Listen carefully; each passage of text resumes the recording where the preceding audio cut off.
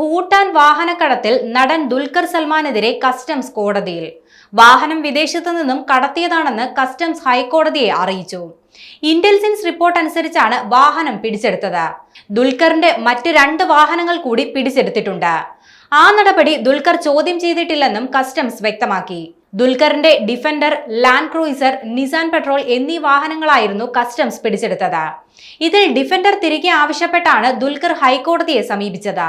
എന്നാൽ ദുൽഖർ ആദ്യം സമീപിക്കേണ്ടത് അപ്പലേറ്റ് ട്രിബ്യൂണലിനെയാണ്. എന്നാൽ അത്തരമൊരു നടപടിയിലേക്ക് കടക്കാതെ ഹൈക്കോടതിയെ സമീപിച്ച നടപടി ചൂണ്ടിക്കാട്ടിയാണ് കസ്റ്റംസ് ഇക്കാര്യം അറിയിച്ചത്. നിയമവിരുദ്ധമാണെങ്കിൽ വാഹനം പിടിച്ചെടുക്കാൻ കസ്റ്റംസിന് അധികാരമുണ്ട്. അന്വേഷണം പ്രാഥമിക ഘട്ടത്തിലാണ്. വിശദീകരണം നൽകാൻ ദുൽഖർ സൽമാന് നോട്ടീസ് നൽകിയിട്ടുണ്ട്. നടന്റെ ഹർജി നിലനിൽക്കില്ലെന്നും കസ്റ്റംസ് ഹൈക്കോടതിയെ അറിയിച്ചു. അതേസമയം വാഹനക്കടത്തുമായി ബന്ധപ്പെട്ട് അന്വേഷണം ഇതര സംസ്ഥാനങ്ങളിലേക്ക് വ്യാപിപ്പിച്ചിരിക്കുകയാണ് കസ്റ്റംസ്. വാഹനങ്ങൾ തമിഴ്നാട്ടിലേക്കും കർണാടകയിലേക്കും കടത്തിയിട്ടുണ്ടെന്ന കണ്ടെത്തലിന്റെ അടിസ്ഥാനത്തിലാണിത്. ചെന്നൈ, ബാംഗ്ലൂർ കസ്റ്റംസ് യൂണിറ്റുകളുടെ സഹായത്തോടെയാണ് അന്വേഷണം നടത്തുന്നത്. ദുൽഖർ സൽമാന്റെ പക്കൽ കൂടുതൽ വാഹനങ്ങൾ ഉണ്ടോ എന്നും അന്വേഷണ സംഘം പരിശോധിക്കുന്നുണ്ട്.